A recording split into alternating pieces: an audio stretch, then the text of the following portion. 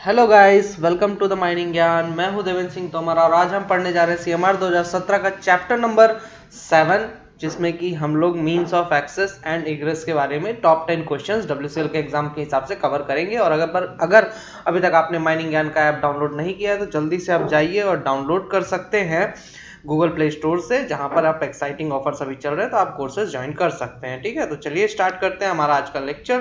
तो आज का हमारा पहला क्वेश्चन है क्वेश्चन नंबर 1, जिसमें कि बोलता है shaft more than dash deep shall be provided with mechanical means to ascend and descend.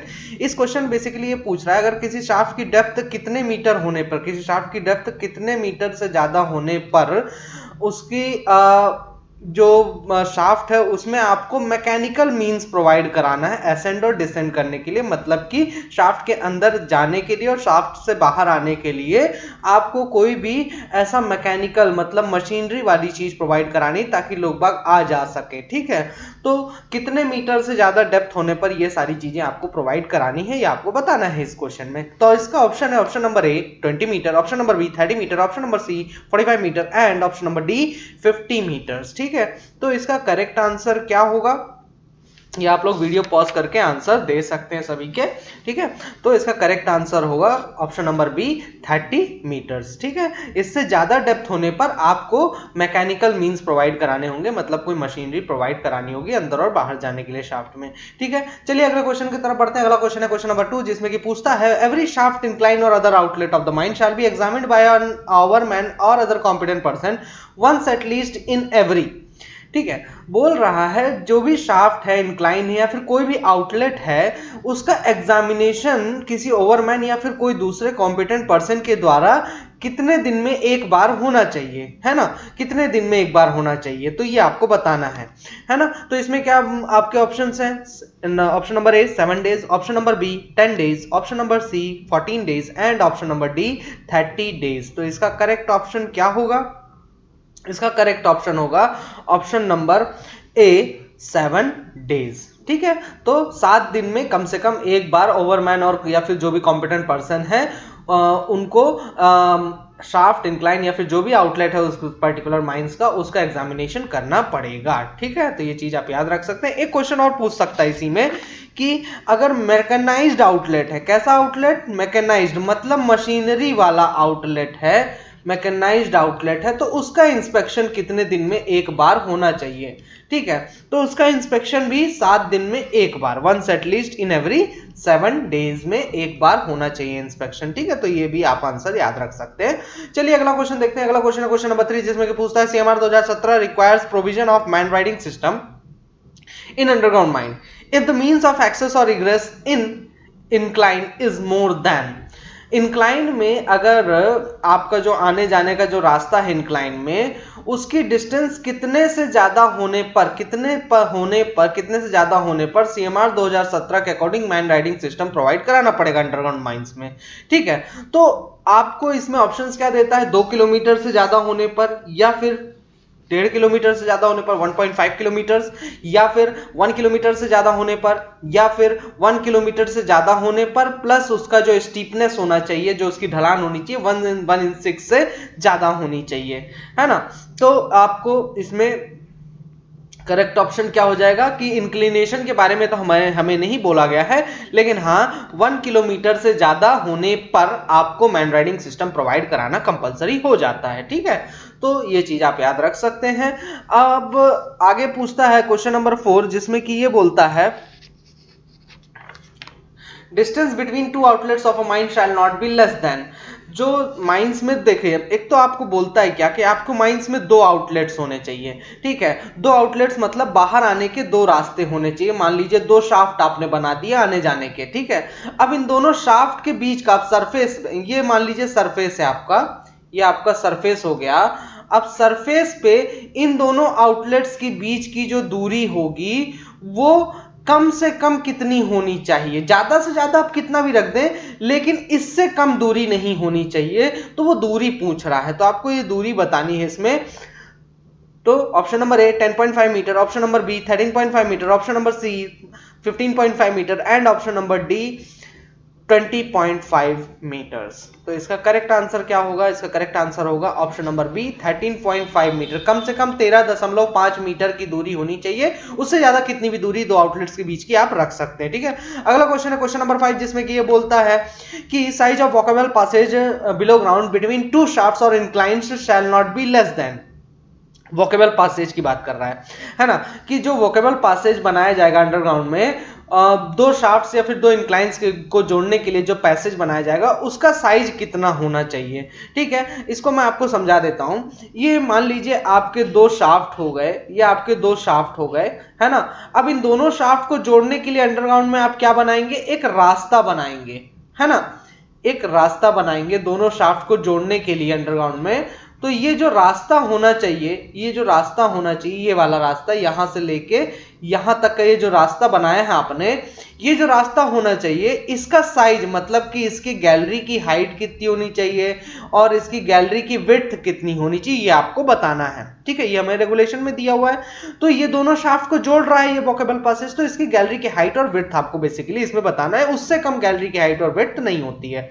ठीक है, तो इसका पहला ऑप्शन है option number A 1.8 meter height होनी चाहिए और 1.2 मीटर विड्थ होनी चाहिए, या फिर 1.8 मीटर हाइट होनी चाहिए और 1.5 मीटर विड्थ होनी चाहिए, या फिर 1.5 मीटर हाइट होनी चाहिए और 1.5 मीटर विड्थ होनी चाहिए, या फिर 1.5 मीटर हाइट होनी चाहिए और 1.8 मीटर विड्थ होनी चाहिए। ठीक है, थोड़ा कंफ्यूजिंग है ना। तो इसका करेक्ट आंसर होगा ऑप्शन नंबर बी, कि गैलरी की जो हाइट है, आपकी जो गैलरी है ना, ये मान लीजिए गैलरी है, तो इस गैलरी की हाइट कम से कम ज्यादा से ज्यादा आप रख सकते हैं अपने हिसाब से 1.8 मीटर, ज्यादा से ज्यादा आप 3 मीटर रख सकते हैं ना। ये भी क्वेश्चन कुछ लोग सोच रहे होंगे। और जो इसकी विड्थ है वो कितनी आप कम से कम रखिए 1.5 मीटर इसकी विड्थ रखेंगे आप। ठीक है, तो ये चीजें आप याद रख लीजिए। चलिए आगे देखते हैं, अगला क्वेश्चन है क्वेश्चन नंबर 6, जिसमें कि ये पूछता है which coal field in India has mines where the two outlets are not under the control of the same manager. India में ऐसी कौन सी कोल फील्ड है, लीजिए जीके का भी क्वेश्चन आ गया है एक अच्छा सा। इंडिया में ऐसी कौन सी कोल फील्ड है जिसमें जो माइन जिसमें माइंस ऐसी माइंस हैं जहां पर दो आउटलेट्स जो हैं, मतलब कि एक माइंस में दो आउटलेट्स हो गए, दो शाफ्ट हो गए बाहर आने जाने के लिए, अंदर आने जाने के लिए, है ना। तो वो दोनों शाफ्ट एक ही मैनेजर के अंडर में नहीं है। जैसे अब एक माइंस का एक ही मैनेजर है, लेकिन यहाँ पे इस शाफ्ट का अलग, माइंस एक ही है लेकिन शाफ्ट दो ठो है, तो भाई दोनों शाफ्ट का अलग मैनेजर है, एक में एक मैनेजर है, एक में दूसरा मैनेजर है। तो ये ऐसी कौन सी माइंस कोलफील्ड है जहां पे इस टाइप की माइंस आपको देखने को मिल सकती हैं? तो इसका पहला ऑप्शन है option number A Raniganj coalfield, option number B Jharia coalfield, option number C Singareni coalfield and option number D Mahanadi coalfield. ठीक है, तो इसका करेक्ट ऑप्शन क्या होगा? आप जल्दी से वीडियो पॉज करके बता सकते हैं। इसका करेक्ट ऑप्शन है option number B Jharia coalfield. ठीक है, तो याद रखिएगा, बढ़िया सा जीके का क्वेश्चन भी आ गया यहां से निकल के। चलिए आगे देखते हैं क्वेश्चन नंबर 7, जिसमें कि बोलता है what can be the maximum inclination of steps and ladders provided in a shaft. अब देखिए, अब आपका शाफ्ट है, शाफ्ट में आप क्या प्रोवाइड करा रहे हैं? शाफ्ट के अंदर आप प्रोवाइड करा रहे हैं सीढ़ियां लगा दे रहे हैं। ठीक है, तो इन सीढ़ियों का जो इंक्लिनेशन होगा, भाई जब भी सीढ़ी लगाओगे तो एक इंक्लिनेशन होगा, है ना, इसमें कुछ ना कुछ इंक्लाइन होगा, मतलब झुका हुआ पोर्शन, है ना। और इंक्लिनेशन को हम किस में मेजर करते हैं? हम डिग्री में मेजर करते हैं कि कितने डिग्री का इंक्लिनेशन होना चाहिए। तो वही बोल रहा है कि शाफ्ट में जो स्टेप्स और लैडर्स प्रोवाइड करा रहे हैं, उन स्टेप्स और लैडर्स का मैक्सिमम इंक्लिनेशन कितना हो सकता है ना। देखिए, जैसे जैसे आप सीढ़ी को, मान लीजिए ये दीवार है, इस दीवार में सीढ़ी आप लगा रहे हो, तो अगर ऐसे लगाए सीढ़ी, तो ये इंक्लिनेशन जो है, एंगल ऑफ इंक्लिनेशन ये ज्यादा है ना, क्या सॉरी कम है। ठीक, अब अगर आप 90 डिग्री के एंगल पे लगा दोगे, 90 डिग्री के एंगल पे लगा दोगे, तो उस केस में क्या हो जाएगा? भाई सीढ़ी एकदम खड़ी हो गई, है ना। या फिर आप कैसे करो, आप मतलब वही है कि आप कितनी खड़ी चढ़ाई दे सकते हो। ठीक है, ये चढ़ाई ठीक है, इसमें चढ़ने में लोगों को दिक्कत नहीं जाएगी, लेकिन जैसे जैसे आप एंगल बढ़ाते जाओगे, एंगल बड़ा करते जाओगे, है ना, तो उस केस में क्या होगा? खड़ाई जो चढ़ाई है उतनी ही ज्यादा खड़ी होती जाएगी चढ़ाई, है ना। तो इस चढ़ाई में आप कितने एंगल दे सकते हैं, कितना एंगल दे सकते हैं मैक्सिमम, है ना, कितने एंगल तक अपन जा सकते हैं? तो अपन कितने एंगल तक जा सकते हैं? 45 डिग्री, या फिर 60 डिग्री, या फिर 90 डिग्री, या फिर 80 डिग्री। ठीक है, तो मैक्सिमम आप कितना इंक्लिनेशन दे सकते हैं, 80 डिग्री का इंक्लिनेशन दे सकते हैं, उससे ज्यादा का मत दीजिएगा। मतलब कि 81, 82, 83 ऐसे नहीं जाना है अपन को, 80 डिग्री तक अपन इंक्लिनेशन दे सकते हैं, उसके नीचे आप कितना भी रख लीजिए, कोई इश्यू नहीं है, ठीक है। तो ये चीजें याद रखिएगा। आई होप कि समझ में आ रहा होगा, मैं पूरी कोशिश कर रहा हूं समझाने की आपको। अगला क्वेश्चन है क्वेश्चन नंबर 8, जिसमें ये बोलता है what shall be the maximum intervals of platforms provided on the ladders और स्टेप्स इन द शाफ्ट। जो प्लेटफॉर्म्स प्रोवाइड करा दें, अब देखो सीढ़ियों की बात जब की हो तो भैया जब अगर शाफ्ट ज्यादा डेप्थ में होगा और सीढ़ी से जा रहा है कोई, तो आदमी तो थकेगा, है ना, आदमी तो थकेगा भाई, मैहर की चढ़ाई एकदम हो जाएगी उसके लिए, है ना, वह माता वैष्णो देवी जैसी। तो उस केस में हम क्या प्रोवाइड कराते हैं, प्लेटफॉर्म्स प्रोवाइड कराते हैं। तो वो प्लेटफॉर्म्स के बीच का इंटरवल्स क्या होना चाहिए, मतलब ये सीढ़ियां लगी हुई हैं, अब हर सीढ़ी में आप क्या कर दो, हर कुछ दूरी पर प्लेटफॉर्म्स बना दो कि लोग बाग खड़े होकर थोड़ा रेस्ट कर सकें। अब इन दो प्लेटफॉर्म्स के बीच की जो दूरी है, ये दूरी है, ये मैक्सिमम कितना रख सकते हैं, है ना, कम से कम कितना भी रख लीजिए, आपको लगता है कि हाँ मेरे को बीच में एक और होना चाहिए, कम दूरी पर होने चाहिए, कोई दिक्कत नहीं, लेकिन मैक्सिमम कितनी दूरी पे। ये नहीं कि आप सीधे एकदम एक ठो नीचे प्लेटफॉर्म में तो एक ठो ऊपर लगा दिए, तो भैया क्या फायदा, बेचारे को मेहनत तो पड़ ही रही है, रेस्ट करने के लिए कई जगह ही नहीं है। तो वही मैक्सिमम डिस्टेंस कितनी होनी चाहिए दो प्लेटफॉर्म के बीच में, तो ये आपको बताना है। तो 9 मीटर होना चाहिए, या फिर 10 मीटर होना चाहिए, या फिर 20 मीटर होना चाहिए, या फिर 15 मीटर की डिस्टेंस होनी चाहिए दो प्लेटफॉर्म के बीच में, ठीक है। तो आपको ये चीज बतानी है। तो यहाँ पे करेक्ट आंसर है कि 9 मीटर से ज्यादा की डिस्टेंस नहीं होनी चाहिए दो प्लेटफॉर्म के बीच में, ठीक है, ये आप याद में रख सकते हैं। चलिए अगला क्वेश्चन देखते हैं, क्वेश्चन नंबर 9, जिसमें कि बोलता है what shall be the maximum distance of permanent lining from the shaft bottom at all times while shaft sinking.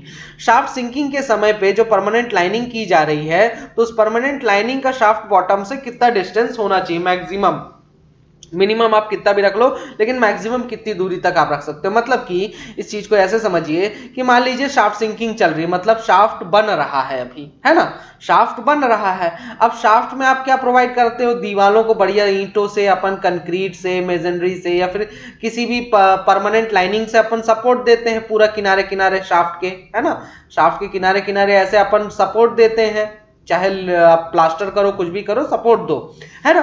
तो ये जो सपोर्ट दे रहे हैं, मान लीजिए यहां पे आप पहुंच गए हो शाफ्ट बनाते बनाते, तो ये परमानेंट लाइनिंग और शाफ्ट बॉटम के बीच की डिस्टेंस मैक्सिमम कितनी होनी चाहिए, मिनिमम आप कितना भी रख लो, लेकिन इससे ज्यादा डिस्टेंस नहीं होना चाहिए, ठीक है। तो ये कितना होना चाहिए, ये आपको बताना है इस क्वेश्चन में। तो इसका पहला option number A 5 meter, option number B 9 meter, option number C 6 meter, या फिर ऑप्शन नंबर डी 10 मीटर। तो इसमें करेक्ट आंसर क्या होगा, ऑप्शन नंबर सी 6 मीटर से ज्यादा नहीं होना चाहिए डिस्टेंस। ये वाली डिस्टेंस जो है 6 मीटर से ज्यादा नहीं होनी चाहिए। पता चला आप नीचे नीचे बनाते चले गए, लाइनिंग करी नहीं हो, क्या पता किसी दिन धंस जाए ये चीज, है ना। तो इसीलिए हम क्या करते हैं, लाइनिंग जो है परमानेंट लाइनिंग भी साथ साथ बनाते जाते हैं, भैया ये चीज धंसने ना पाए नीचे, ठीक है। तो ये चीज आप याद में रख सकते हैं। चलिए आगे देखते हैं, आगे 10वां क्वेश्चन नंबर 10, जिसमें ये बोलता है what shall be the maximum distance of permanent lagging from the shaft bottom provided with substantial lagging of iron और steel while shaft sinking. Shaft sinking के समय पर जो आप परमानेंट लैगिंग प्रोवाइड करा रहे हो, तो वो परमानेंट लैगिंग का शाफ्ट बॉटम से कितनी दूरी, मैक्सिमम कितनी दूरी हो सकती है, अगर आप उस केस में क्या प्रोवाइड, इस केस में आप क्या प्रोवाइड कर रहे हो, सब्सटेंशियल लैगिंग प्रोवाइड करा रहे हो, मतलब कि टेम्पररी लैगिंग्स आप लगाए जा रहे हो, ठीक है। तो ये जो टेम्परेरी लैगिंग्स जब प्रोवाइड कराते हो, तो उस केस में आप ये जो परमानेंट लाइनिंग का जो डिस्टेंस है वो कितना रख सकते हो मैक्सिमम, है ना। मतलब कि देखिए ये आपका शाफ्ट हो गया, आप लाइनिंग प्रोवाइड करा रहे हो, लाइनिंग मान लीजिए आपने, ये आपका शाफ्ट बॉटम हो गया, ठीक है। अब ये आप लाइनिंग प्रोवाइड कराते कराते, परमानेंट लाइनिंग जो है प्रोवाइड कराते कराते यहां तक आ गए।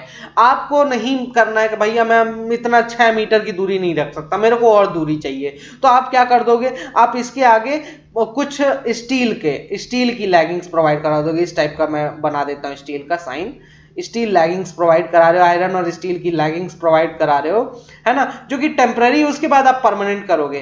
तो इस केस में परमानेंट लैगिंग्स और शाफ्ट बॉटम के बीच का डिस्टेंस कितना होना चाहिए, है ना, समझ गए इस चीज को, ये आपको बताना है। मतलब कि हम क्या कर रहे हैं, हम डिस्टेंस को बढ़ाना चाह रहे हैं, परमानेंट लाइनिंग और शाफ्ट बॉटम के बीच की जो डिस्टेंस हम बढ़ाना चाह रहे हैं। हम नहीं चाह रहे कि भैया ब्लास्टिंग होती है, मान लो परमानेंट लाइनिंग यहां तक कर दिया, 6 मीटर की दूरी पे है, क्या पता वो परमानेंट लाइनिंग जो है तो डैमेज हो गई ब्लास्टिंग के कारण शाफ्ट सिंकिंग के टाइम पे।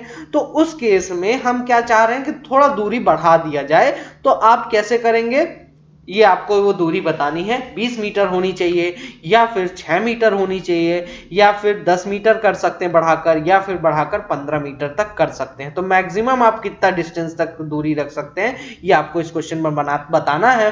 तो इसका करेक्ट आंसर है ऑप्शन नंबर ए, 20 मीटर। ठीक है, मैक्सिमम 20 मीटर तक आप इसमें भी ले जा सकते हैं, लेकिन उससे ज्यादा नहीं करना है। 20 मीटर मैक्सिमम, उससे ज्यादा नहीं करना है। ठीक है, तो आई होप कि आपको वीडियो पसंद आया होगा। अगर पसंद आया है तो लाइक करें, शेयर करें, सब्सक्राइब करें और कमेंट जरूर करें, जरूर बताएं कैसा लगा और क्या कर सकता हूं मैं आपके लिए।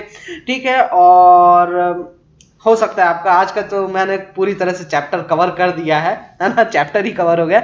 चलिए आज के लिए इतना ही। अधिक जानकारी के लिए देखते रहिए माइनिंग ज्ञान। तब तक के लिए all the best and thank you.